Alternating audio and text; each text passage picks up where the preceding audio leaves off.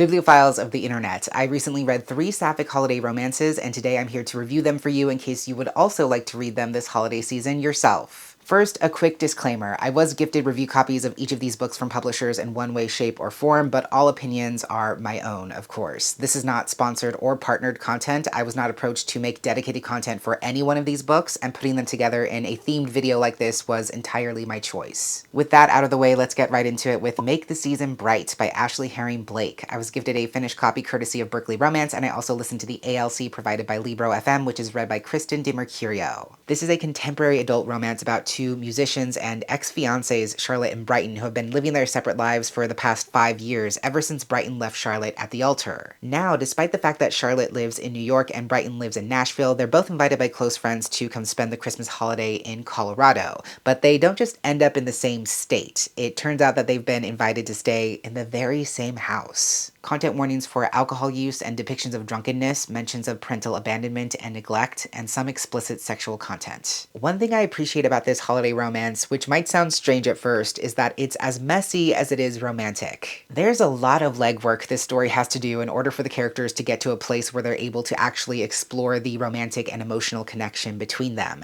And I respect it for putting in that work, for allowing the characters to feel their pain and giving the relationship that space. We've all heard of the second chance romance, but the fact that the characters are ex-fiancés with a broken engagement between them puts a different spin on that familiar setup. It makes it feel like even more is at stake. I also love a good forced proximity trope, and this story obviously has that in spades. One of my favorite parts about this is that there's a big cast of queer friends at the center of the story. Charlotte is actually vacationing with her entire string quartet, so there's a bunch of people staying in this family house, and they all get roped into going to a series of holiday activities for queer singles around town. They do all kinds of holiday and winter activities with and around the local community, through which they meet even more queer friends, and it's just super fun to read. It's not only an entertaining mechanic that brings the holiday spirit to the story, but it also acts as a zany obstacle course of social interactions for Charlotte and Brighton to awkwardly navigate. So there's a lot of fun and funny parts of the story to enjoy. There's definitely an aspect of entertainment and holiday cheer, but at the same time there's a lot of anger and pain that both characters have to finally work through, and before the romance can properly begin to re-blossom, there's a lot of healing that has to take place first. I respect that, you know? Not every second chance romance is willing to really go to those places where the characters truly examine where they went wrong, what they have to work on, and what has to be different if they're going to try again. So ultimately, I found this story to be a good balance of emotional exploration, holiday shenanigans, and heartfelt romance. I do have to say I wasn't sure how I was going to feel about this story or this pairing partway through, because I felt like every time Charlotte and Brighton got close to actually expressing their feelings, they would fall back on their physical connection as a sort of emotional crutch, which makes sense both from a human perspective and a story perspective,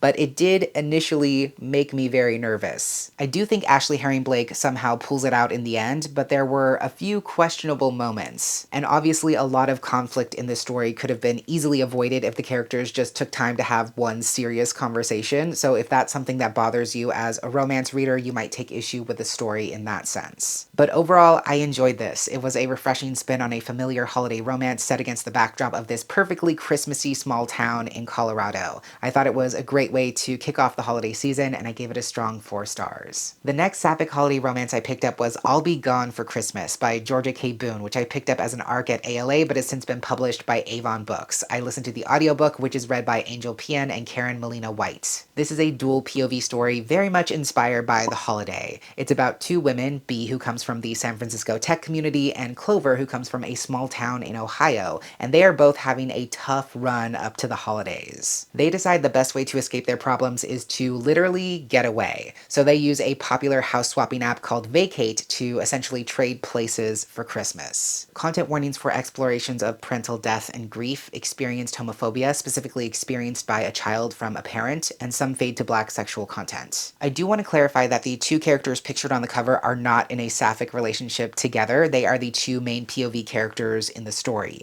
One of them, Clover, is queer, and the other, at least as far as we know, is not, and they both have their own respective romances. The Holiday is one of my favorite Christmas movies, so I was really excited when I found this at ALA. I had never heard about it before then, but when I saw that comp, it immediately went to the top of my list. I think the story definitely scratches that same itch and delivers in the sense that it contains a lot of the same elements that make the movie so fun and so endearing. It definitely captures that charm of escapism and how changing things up can bring a much needed new perspective to your life and make you reconsider what it is that you truly need and want. Both storylines are fun and charming to read. I loved seeing both Bee and Clover step outside of their boxes and experience the holidays in completely new ways. In that way, the story actually highlights the tension between adhering to holiday traditions and making new traditions that I think a lot of people really struggle with. It's hard to figure out which traditions bring meaning and value to our lives versus the things that are familiar and that we just keep doing year after year because we're just going through the motions. And that's why this shakeup in location is monumental for both characters, because that extends to what they're feeling in their personal or professional lives. They're both feeling the weight of other people expecting them to just do what they've always done without regard to whether those things or tasks bring meaning and purpose to the main characters' lives. What's also great about this story is that it's twice the holiday fun in one book. It's almost like two for the price of one when you really think about it. You kind of get the best of both worlds, with Bee spending the holiday in this cozy small town and Clover spending it in the big glitzy city. It really celebrates both of those takes on Christmas. I like that. I like that it dignifies and validates that Christmas can be a traditional tree lighting ceremony, or it can be sipping on holiday themed cocktails in a lesbian club. Both of those things are valid holiday experiences. I also enjoyed that both characters are not only gaining a newfound sense of community on their respective trips, but that they're also able to use those connections to help heal some of each other's wounds in unexpected ways. For example, Bee has a very fraught relationship with her sister, who Clover is beginning to fall for, and through that budding relationship, Clover is able to help Bee's sister give Bee a little bit more grace. All that said, while I definitely found this to be an endearing, heartwarming, romantic holiday story, I did feel like it was a bit lacking in emotional depth and development. There were the beginnings of some really promising emotional threads woven throughout the story, but I just don't think they were taken far enough or seen all the way through. For instance, I kind of wanted there to be much more of a relationship between Bee and Clover as main characters. They end up getting very involved and invested in each other's communities and families, and yet their relationship kind of stays at a transactional level for most of the story, and by the end they still kind of feel like strangers. So I wish the two perspectives were bridged a bit better and that the story had given me a bit more than just surface level fun and romance. But I still very much enjoyed my time with this and would definitely recommend it, especially for fans of the holiday.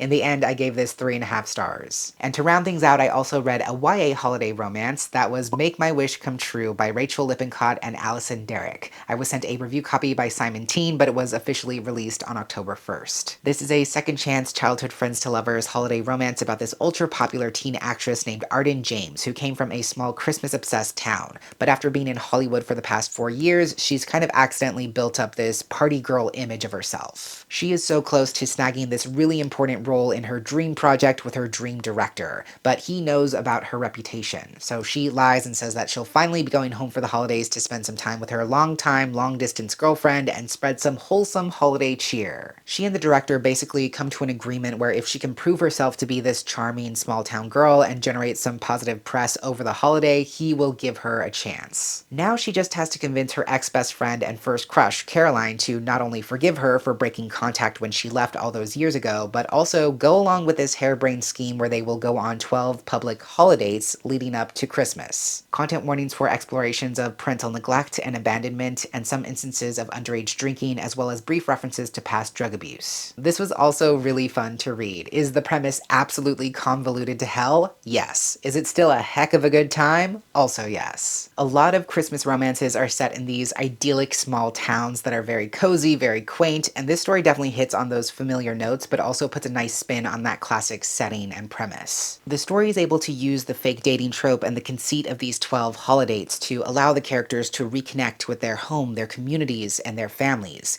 Each date is an opportunity to highlight a small business or a local tradition that contributes to the town's holiday experience. I appreciate that this story is really about different kinds of healing. Not only is Arden finally returning to the town and the people she left behind, but the town itself also needs to come back together as celebration of the holidays has become more and more sparse over the years. So not only are the main characters rekindling their friendship and their romance, but they're also remembering what makes their home so special and how this place has really made them into who they are today and who they're still continuing to grow into, which is really nice. As cliche as it might be, it's also really endearing to see Arden, as someone who started her acting career very young, finally being able to have those quintessentially joyful high school moments, whether it's going to a big game, riding too many people to a car to go get coffee, enjoying a snow day, having a movie marathon, all of those things. And that kind of ties into the central purpose of the story, which is allowing these two teenagers, famous or not, to really grapple with the boundary of how much of ourselves do we offer to other people, how much of ourselves do we keep for ourselves, and where do we draw the line between authenticity and performance. These are really salient questions for the characters because there is an element of fame and living in the spotlight that not only Arden has to deal with, but now Caroline as well, because she's roped into this whole fake dating scheme and being photographed and put online. But I also appreciate that young readers can also extrapolate those questions for themselves. And to that end, I also enjoyed the full circle feeling of the story, the ways it allows both Arden and Caroline to recognize that they've been living by choices they made a long time ago, choices that younger, different versions of themselves made once upon a time, and that they're both now in a place where they can choose differently for themselves. I think that's a great message, especially for the target audience, about how we're not beholden to our past or our mistakes if we learn from them, and that we always have the capacity to make amends and make better choices, even when it feels like we can't stray from the paths we've set ourselves on. With that said, there were a couple of things that sort of fell apart towards the end, at least for me. The first is that in typical YA fashion, the story decides in the final hour that we need a classic villain character to put blame on, and I just don't think the story actually needs it. I wish that we as readers were trusted enough to understand that the villain of the story is the character's past mistakes. It's their past trauma or their inability to connect that keeps them from their own happiness. I just don't think we needed an incarnate embodiment of those things. And at the same time, I feel like if that's the direction the story absolutely had to go, it could have been done so much better than is currently presented, because there is a thematic foundation with this character that parallels some of the other conflicts in the story, and I just don't feel like the narrative teased out those threads enough to make that final confrontation feel as satisfying as it possibly could. The other thing that kind of fell apart towards the end was this premise of the 12 holodates. I think those dates were a really strong part of this story's overall appeal. They were not only entertaining and fun and romantic, but also provided this sort of panoramic view of the community, like I said, and the story ends up cheating us out of 3 or 4 of those dates. Maybe it's just me, but if you promise me 12 cheesy holidates, I expect to see each and every one of those dates. I want to see 12 unique romantic ideas play out on the page. You can still throw a wrench into things or switch things up without cheating me out of what was promised in the synopsis. So overall, I think the ending could have been stronger in some respects, and like I said, I do think the story could have taken some thematic elements further as well, but overall I still found it to be an endearing, fun, festive holiday romance and would definitely read more from this author duo in the future. I gave this 4 stars. So those are the 3 2024 sapphic holiday romances that I recently read. It was a fantastic way to kick off my December, and I think any one of these would make a great addition to your seasonal TBR if you happen to be in the market for a holiday romance. If you've read any of these yourself, if you plan to, or if you know of any others that you would like to shout out or recommend, feel free to share down below in the comments. Thank you so much for watching, and until next time, educate yourself, be kind to yourself, take care of yourself and others, and I will catch you on the flip side of the page.